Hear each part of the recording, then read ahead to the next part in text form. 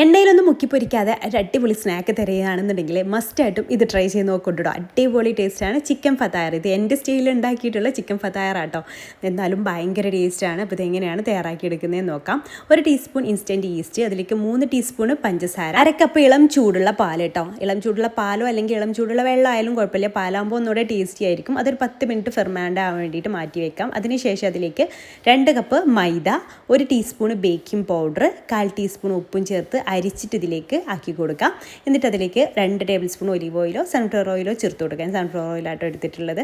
എന്നിട്ട് നന്നായിട്ടൊന്ന് മിക്സ് ചെയ്തെടുക്കുക. അപ്പോൾ വെള്ളത്തിൻ്റെ അളവ് കുറച്ച് കുറവായിട്ട് നമുക്ക് ഫീൽ ചെയ്യും. അപ്പോൾ വീണ്ടും നമുക്ക് ഇളം ചൂടുള്ള പാലോ വെള്ളമോ ചേർത്ത് കൊടുക്കാം കേട്ടോ. നമുക്ക് നോക്കിയിട്ട് വേണം പിന്നെ ചേർത്ത് കൊടുക്കാൻ വേണ്ടിയിട്ട്. അതുകൊണ്ടാണ് ആദ്യം തന്നെ മുഴുവനായിട്ട് ഒഴിച്ചു കൊടുക്കാഞ്ഞത്. ഏകദേശം ഒരു 1/4 കപ്പിൻ്റെ അടുത്ത് ഞാൻ വീണ്ടും ചേർത്ത് കൊടുത്തിട്ടുണ്ട്. അങ്ങനെ ടോട്ടൽ ഒരു 3/4 കപ്പ് പാല് ഞാൻ ഇതിലേക്ക് ആഡ് ചെയ്ത് കൊടുത്തിട്ടുണ്ട് കേട്ടോ. എന്നിട്ട് നന്നായിട്ട് സോഫ്റ്റായിട്ട് കുഴച്ചെടുക്കണം. കുഴച്ചെടുത്ത ശേഷം നമുക്ക് ബോൾസ് ആക്കിയിട്ട് മുകളിൽ കുറച്ച് ഓയിലൊക്കെ ആക്കിയിട്ട് 1 മണിക്കൂർ റെസ്റ്റ് ചെയ്യാൻ വേണ്ടിയിട്ട് മാറ്റി വെക്കാം. ഈ ഒരു സെയിം ഡോ തന്നെ കേട്ടോ ഞാൻ പിസയ്ക്ക് വേണ്ടിയിട്ട് ഉണ്ടാക്കിയെടുക്കാറ്.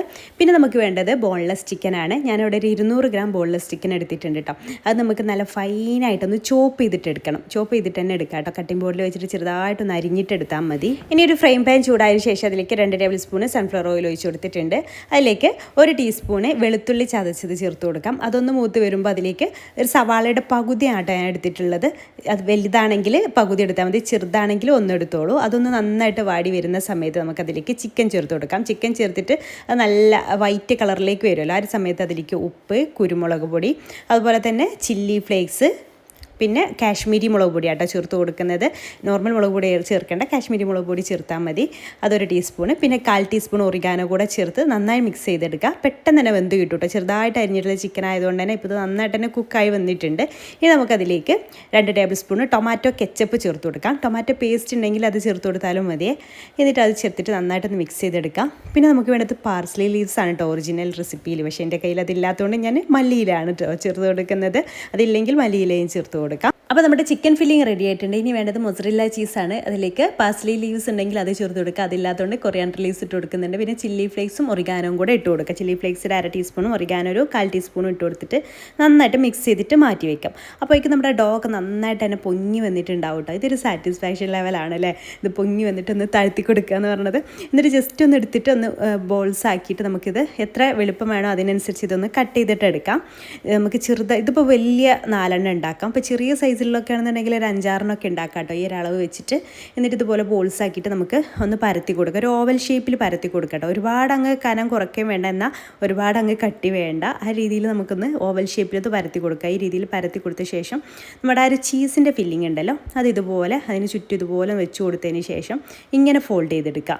ഒരു ബോട്ടിൻ്റെ ഷേപ്പിൽ ഫോൾഡ് ചെയ്തെടുക്കുക. ഫതായറിൻ്റെ ആ ഒരു ഷേപ്പ് അറിയാലോ, ഇങ്ങനെ ഗ്യാപ്പൊന്നും ഇല്ലാണ്ട് ശരിക്കും ഒട്ടിച്ച് കൊടുത്തിട്ട് ഇതുപോലെ ഒന്ന് ഫോൾഡ് ചെയ്തിട്ട് എടുക്കുക. പിന്നെ അതിലേക്ക് എടുത്ത് മൊസറല്ല ചീസൊക്കെ നമ്മൾ എത്രത്തോളം ഉണ്ടാക്കുന്നുണ്ടോ അതിനനുസരിച്ചാട്ടെ ഞാൻ 1.5 കപ്പ് മൊസറല്ല ചീസ് എടുത്തിട്ടുണ്ട്. എന്നിട്ട് ഇതുപോലെ ഫോൾഡ് ചെയ്തെടുത്ത ശേഷം ഞാനിവിടെ റെഡിമെയ്ഡ് പിസ്സ സോസ് ആട്ടോ ചേർത്ത് കൊടുക്കുന്നത്. അതൊന്ന് അപ്ലൈ ചെയ്തതിന് ശേഷം നമ്മുടെ ചിക്കൻ ഫില്ലിങ് എല്ലാ ഭാഗത്തേക്കും ഒന്ന് ആക്കി കൊടുക്കുന്നുണ്ട്. പിന്നെ നിങ്ങളുടെ കയ്യിൽ പിസ്സ സോസ് ഇല്ലാന്നുണ്ടെങ്കിൽ ടൊമാറ്റോ കെച്ചപ്പ് ഒറിയാനോ അതുപോലെ ചില്ലി ഫ്ലേക്സോ എന്നിട്ട് മിക്സ് ചെയ്തിട്ട് അങ്ങനെ ആക്കിയെടുത്താലും മതി കേട്ടോ.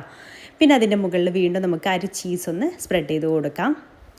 പിന്നെ നമുക്ക് 160 ഡിഗ്രിയിൽ 10 മിനിറ്റ് പ്രീ ഹീറ്റ് ആക്കി എടുത്തിട്ടുള്ള എയർ ഫ്രയറിലാണ് ഞാൻ അത് ബേക്ക് ചെയ്തെടുക്കുന്നത്. ഓവനിൽ ബേക്ക് ചെയ്തെടുത്താലും മതി. അതല്ലെങ്കിൽ നിങ്ങൾക്ക് ഓവണും എയർ ഫ്രയർ ഒന്നും ഇല്ലാന്നുണ്ടെങ്കിൽ നിങ്ങൾക്ക് നോർമൽ നമ്മൾ കേക്കൊക്കെ ബേക്ക് ചെയ്തിരിക്കില്ല, ആ രീതിയിൽ പാനിൽ ബേക്ക് ചെയ്തെടുത്താലും മതി കേട്ടോ. പിന്നെ ഒരു മുട്ടയുടെ യെല്ലോ പോർഷൻ എടുത്തിട്ടുണ്ട്. അത് ഇതിൻ്റെ ചുറ്റും ഇതുപോലെ ഒന്ന് എഗ് വാഷ് ചെയ്തതിന് ശേഷം വെളുത്ത എള്ളും കൂടെ സ്പ്രെഡ് ചെയ്തിട്ട് പ്രീ ഹീറ്റ് ആക്കി എടുത്തിട്ടുള്ള എയർ ഫ്രയറിൽ വെച്ചിട്ടൊരു 160 ഡിഗ്രിയിൽ തന്നെ ഒരു 10 മിനിറ്റും കൂടെ നമുക്കൊന്ന് ബേക്ക് ചെയ്തെടുത്താൽ അടിപൊളി ചിക്കൻ ഫതായർ റെഡി ആയിട്ടുണ്ട് കേട്ടോ. നല്ല സോഫ്റ്റാണ്. ഈ ഒരു മാവ് വെച്ചിട്ട് നിങ്ങൾ തയ്യാറാക്കുകയാണെങ്കിൽ നല്ല സോഫ്റ്റ് ആയിട്ടുള്ള ചിക്കൻ ഫതായർ നിങ്ങൾക്ക് കിട്ടും. പിന്നെ ചൂടോട് കൂടെ കഴിക്കുമ്പോഴാട്ടോ കൂടുതൽ ടേസ്റ്റ്. അപ്പോൾ ഇഷ്ടമായിട്ടുണ്ടെങ്കിൽ ട്രൈ ചെയ്തിട്ട് ഫീഡ്ബാക്ക് അറിയിക്കുക.